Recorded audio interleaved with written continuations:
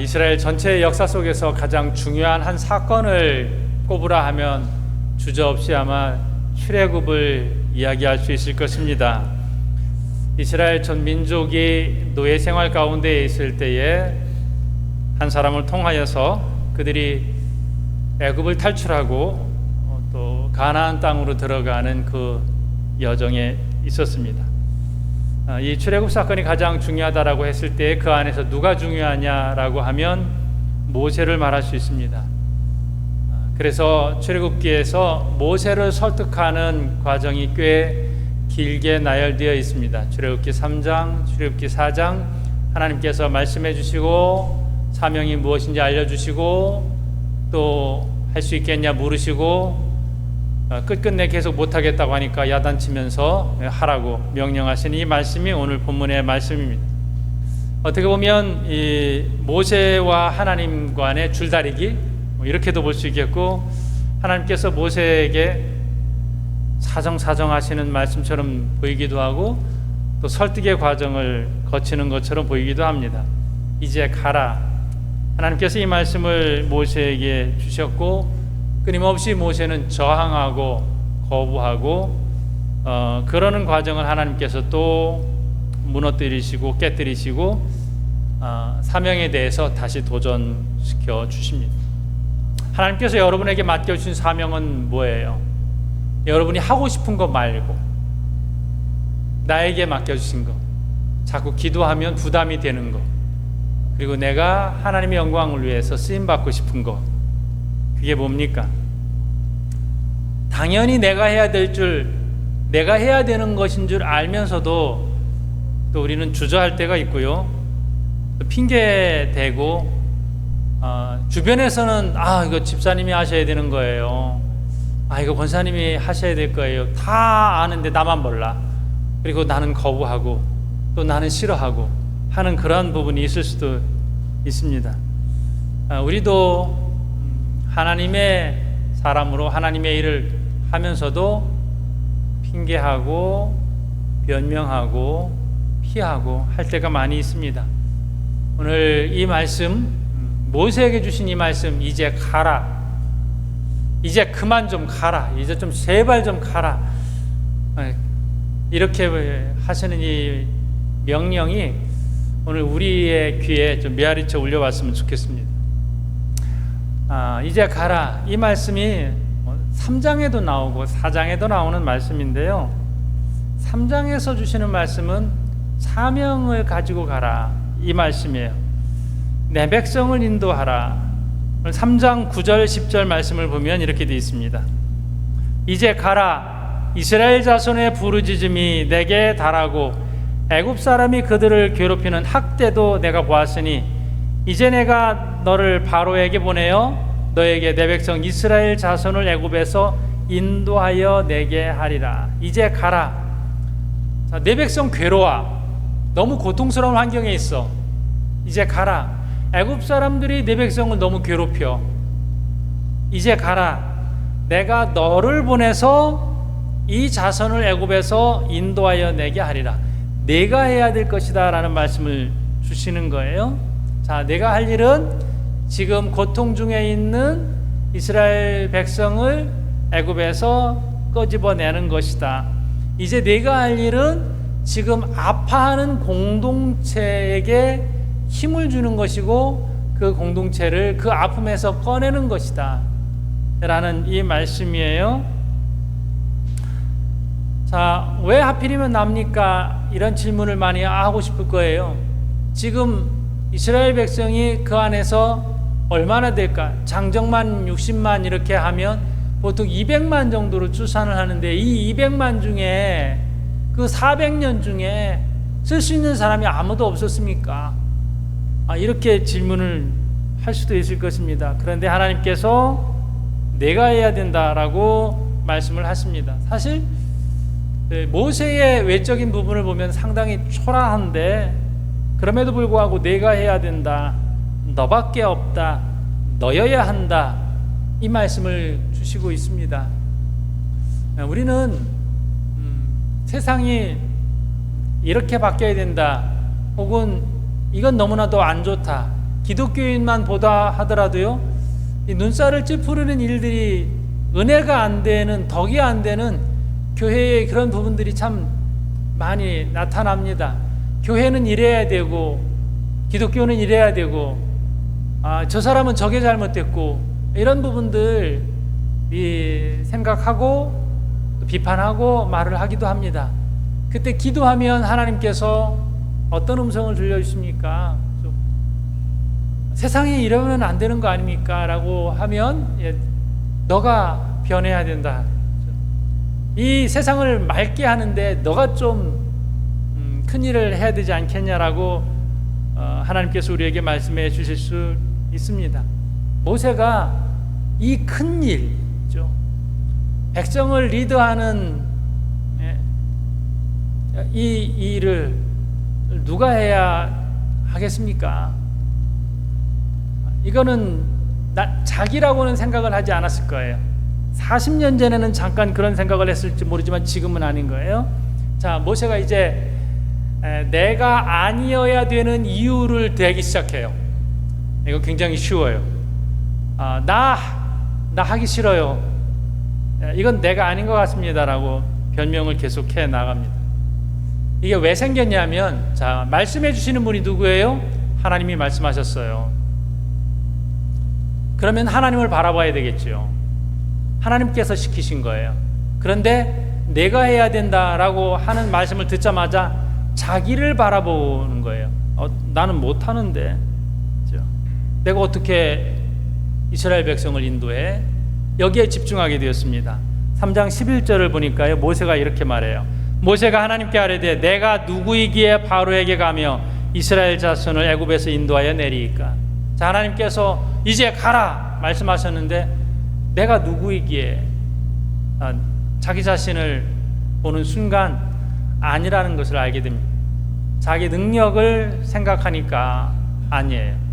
자기 과거를 생각하니까 상처도 있고 또 그때 실패한 기억도 있고 못할 것 같아요.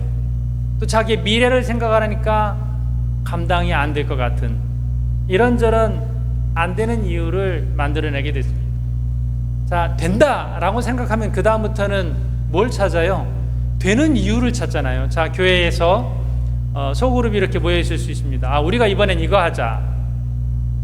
이번에는 이걸 좀 한번 해봅시다. 이렇게 얘기가 나올 수 있어요. 그러면 된다라고 생각하면 어떻게 하면 되겠습니까? 될 만한 그러한 요소들을 다 찾아서 감당을 하겠죠. 그런데 누군가가 그거 안 될 것 같은데요. 그러면 왜 안 될 것 같은지 그것이 불가능한 이유들을 다 찾아낼게 될 것입니다. 하나님께서 모세가 이 일을 감당해 주시기를 원하세요. 그런데 자기 자신을 보니까 안 될 것 같아요. 우리가 건강한 삶을 살기 위해서는 정말 중요한 것이 건강한 자아상이에요. 세상을 살아가는데 잘 살려면 어떻게 해야 돼요? 보통은 돈이 있어야 돼요, 뭐가 있어야 돼요라고 있어야 될 외적인 것을 쭉 나열을 할 겁니다.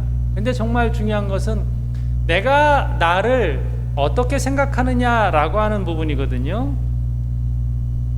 그러면 자신의 과거를 있는 그대로 건강하게 받아들이고 인정할 건 인정하고 또 자신의 미래를 생각하더라도 건강하게 받아들이는 이런 것이 건강한 자상이거든요. 자, 이게 잘못되면 이제 잘못된 방향으로 나아가게 돼요. 하나는 우월감, 하나는 자기 열등감, 이런 부분들이 다 비슷한 맥락인데 한번 이렇게 생각해 볼 수 있겠습니다. 모세가 40년 전에는 굉장한 우월감 속에 있었습니다.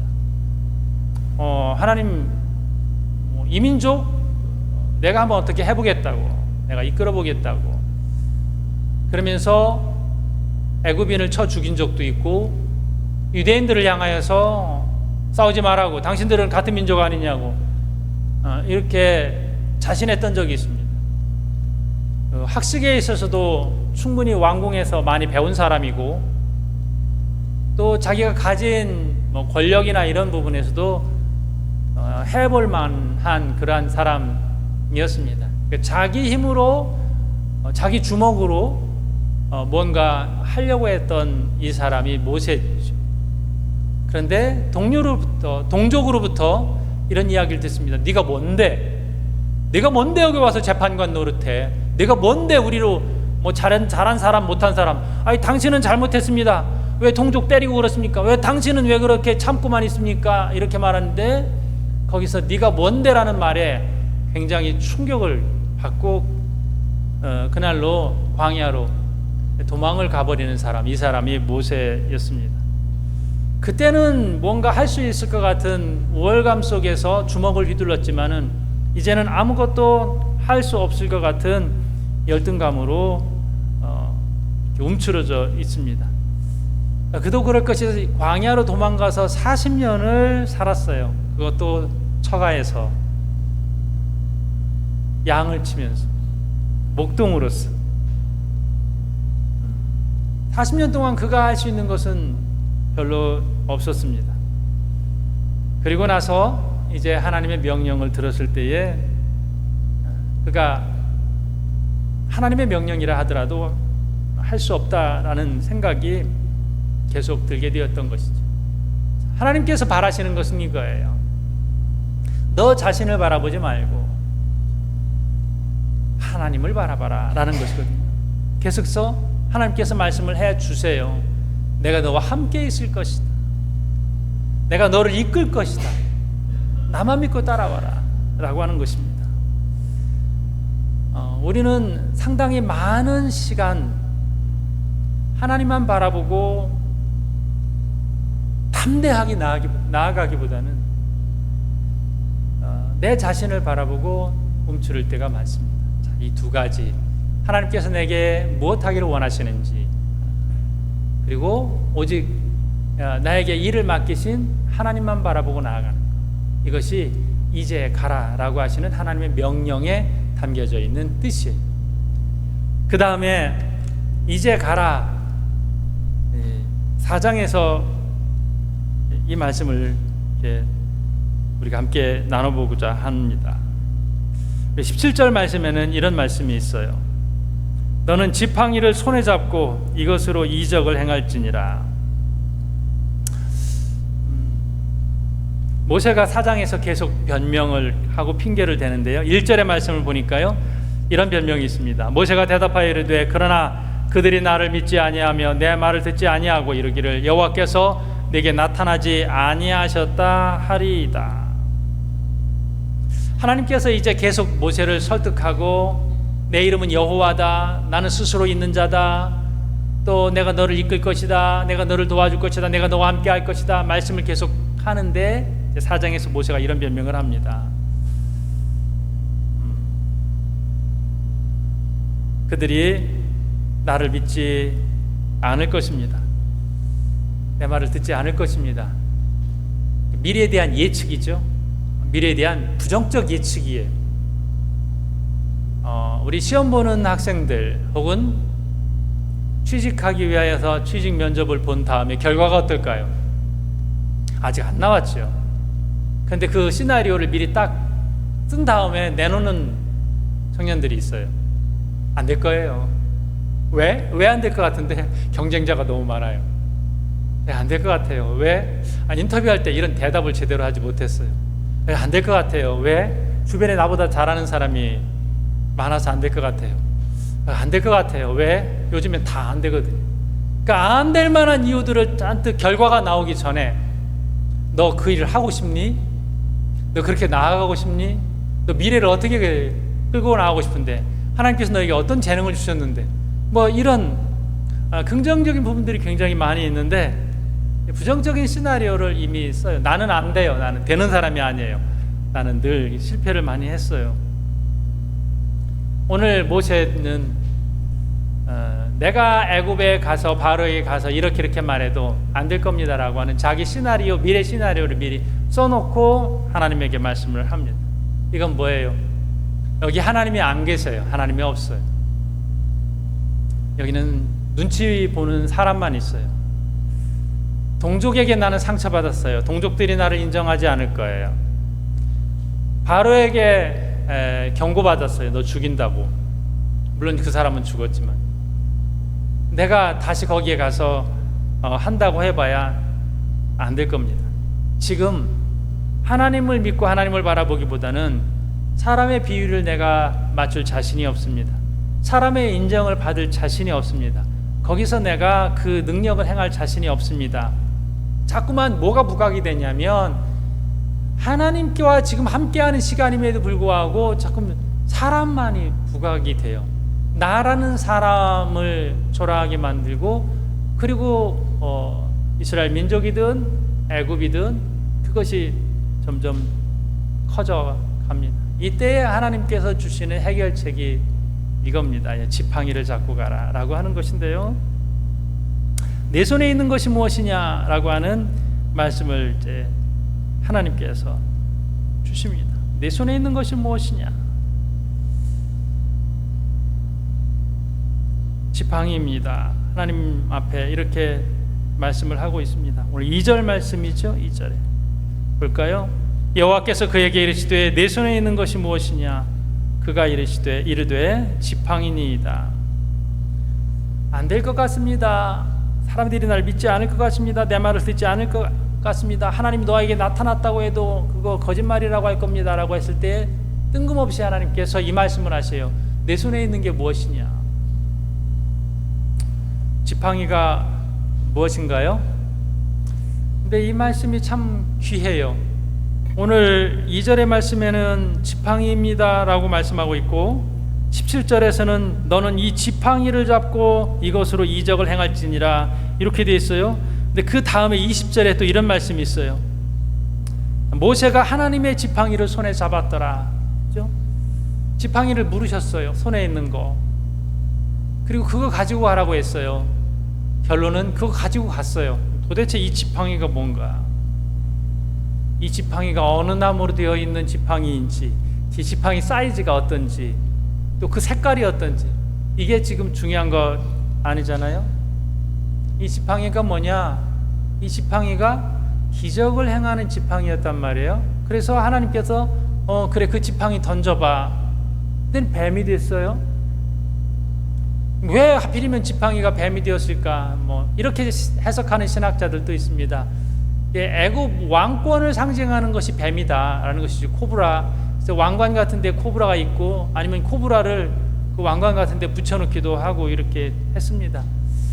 그래서 이 왕으로 상징되는, 애굽 왕으로 상징되는 이 뱀, 이거 아무것도 아니다. 네가 잡으면은 이건 다시 지팡이가 될 그런 무능한 것이다라는 것을 보여주기 위함도 있는데, 다른 의미도 있습니다. 이 지팡이는 모세와 40년 동안 함께 했던 거예요.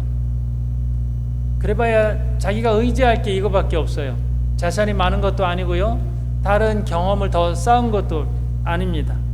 하나님께서 내 손에 있는 것이 무엇이냐라고 물으셨고, 예, 지팡이입니다 말씀하셨으며, 그거 던지라. 그걸 통하여서 기적을 행하셨거든요. 그런데 이것이 그냥 지팡이가 아니에요. 이 지팡이를 가지고 가는데 모세 일생에서 다 지팡이로 이루어져요. 이거를 나일강에 대니까 나일강이 피로 변합니다. 홍해 앞에 지팡이를 내밀었더니 홍해가 갈라져요. 이것으로 반석을 치니까 반석에서 물이 나왔어요.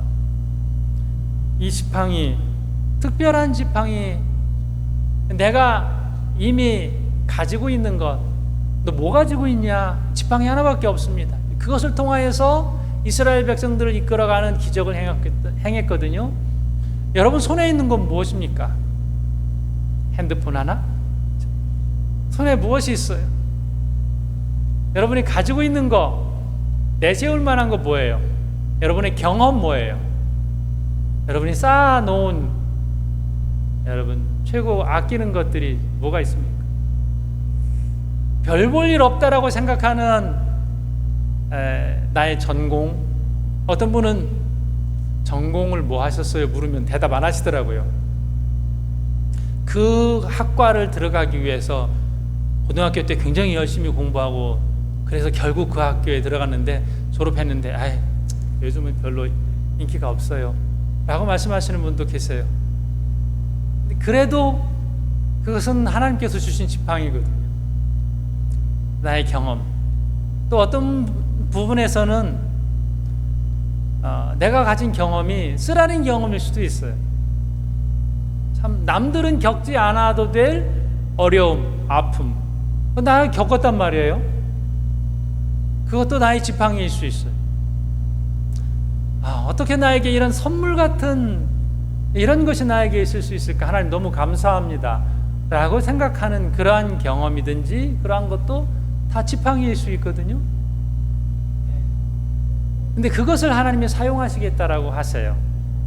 하나님 좀 특별해야 되지 않겠습니까? 난 말도 잘 못하는데, 나는 상처 입은 경험도 있는데, 이 지팡이밖에 없는데, 그런데 하나님께서 그 하나 있는 것을 통하여서 기적을 베푸셨어요.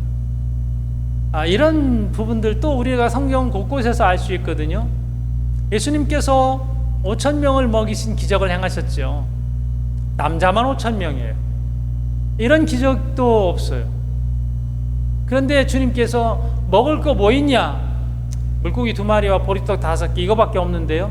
근데 그것을 축복하시고 그것을 축사하셔서 5,000명이 먹고도 12광주리가 남는 기적을 행하셨거든요. 아무것도 없는데 기적을 행하신 것이 아니라 그 있는 것을 통하여서 기적을 행하셨어요. 하나님은 저와 여러분이 가지고 있는 것을 가치 있게 여기길 원하세요. 그것을 소중하게 여기시고 그리고 그것을 사용하기를 원하세요. 그것을 사용할 때에 기적이 나타난단 말입니다. 나는 이거 없고 남들이 하는 것만 좋아 보여요. 집사님 좋으시겠어요. 왜요? 그런 재능도 가지고 계시고 이거 별거 아니에요. 남들은 대단하다고 하는데 본인은 별거 아니라고 그래요. 하나님이 내게 주신 것인데 이것을 소중히 여기는 것, 가치 있게 여기는 것,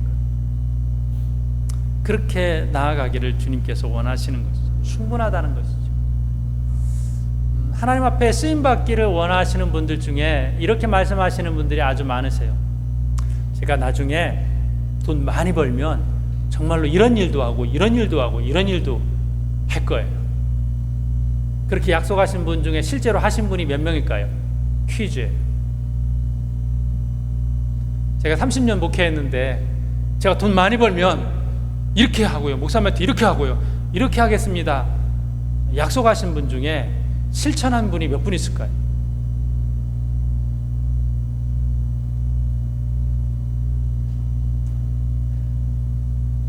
네, 여러분이 생각하시는 그 대답 맞습니다. 한 번도 없어요.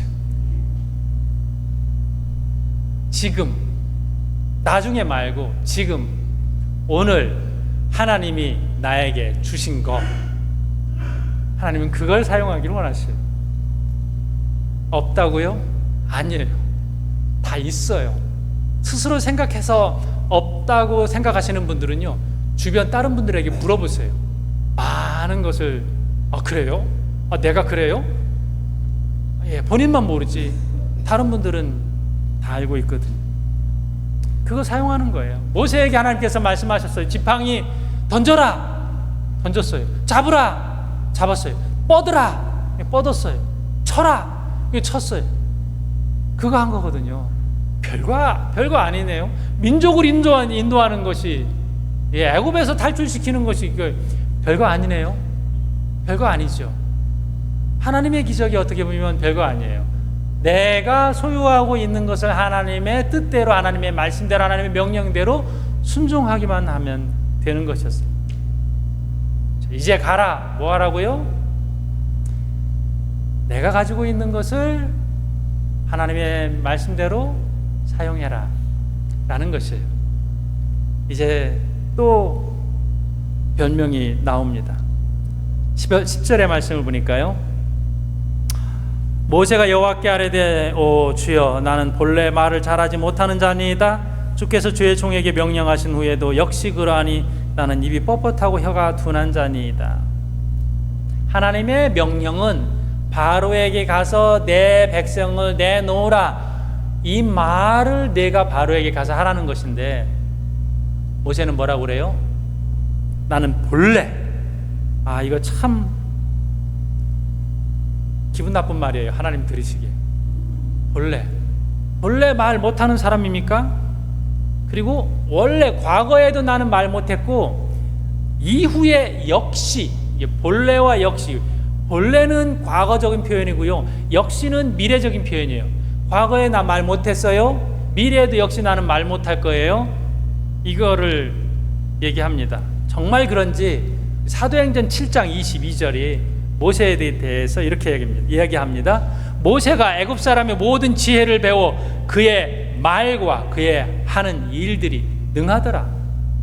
모세는 어떤 사람이에요? 애굽 사람의 지혜를 배우기 때문에 말을 능하게 할 수 있는 사람이었어요. 본래 뭐예요? 본래 말 잘하던 사람이에요. 학식 있게 명쾌하게 어떻게 말하는지를 아는 사람이 모세였어요. 그런데 자기가 말 못한대요. 변명 중에 대단한 변명이죠. 어떤 목사님이 그런 말씀 하시더라고요. 아동부 교사가 필요해서 아유 집사님 교사 일을 좀 맡아주세요, 가르치는 일 좀 맡아주세요 그랬더니 저는 말을 잘못해서 못해요. 그런데 옆집 아줌마랑 수다 떠는 건 그렇게 잘하더래요. 쉬지 않고 말을 잘하더래요. 그렇게 말 잘하시는 분인 줄 몰랐다는 것이죠. 근데 왜 아이들 가르치는 일은 못한다고 해요? 모세가 말 못하는 사람, 어쩌면 40년 동안 광야에 있으면서 애굽의 말을 좀 잊어버렸을 수는 있어요. 그러나 말을 못하는 사람은 아니에요. 하나님께서 11절에 이렇게 말씀하십니다. 여호와께서 그에게 이르시되 누가 사람의 입을 지었느냐? 누가 말 못하는 자나 못 듣는 자나 눈 밝은 자나 맹인이 되게 하였느냐? 나 여호와가 아니냐? 그리고 나서 12절의 말씀을 주시는 거예요. 이제 가라. 내가 네 입과 함께 있어서 할 말을 가르치리라. 너 걱정하지 마. 가면 너 말할 수 있어. 가면 내가 알려주실 거야. 일단 가. 예, 알겠습니다 하나님. 이렇게 나와야 되잖아요. 그 다음에. 그 다음 말씀이요, 아주 기가 막힙니다. 13절 말씀이에요. 모세가 이르되 오 주여 보낼 만한 자를 보내소서. 이 뭐예요? 이게 모세의 본심이에요. 가기 싫다는 거예요. 말 못하기 때문입니다. 능력이 없습니다. 이게 다 핑계였어요. 안 가고 싶다는 거예요. 가기 싫다는 거예요. 거기가 어딘데 내가 가냐는 거예요. 나 말고 다른 사람 보내라는 거예요. 나만 아니면 된다라고 하는 이 표현이 바로 13절 말씀. 보낼 만한 자를 보내소서. 예, 하나님에게 이렇게 말씀을 하십니다. 그리고 나서 하나님께서 모세에게 화를 냅니다. 내 형을 함께 보내겠다. 모세의 마음이 그랬나 봐요. 혼자는 못 가겠습니다. 혼자 갔으면 좋았지 않았을까요? 나중에 이 아론이 어떤 일을 해요? 그렇게 모세에게 도움이 안 돼요. 시내산에 올라갔을 때요, 밑에서 금송아지 만든 사람이 아론이에요.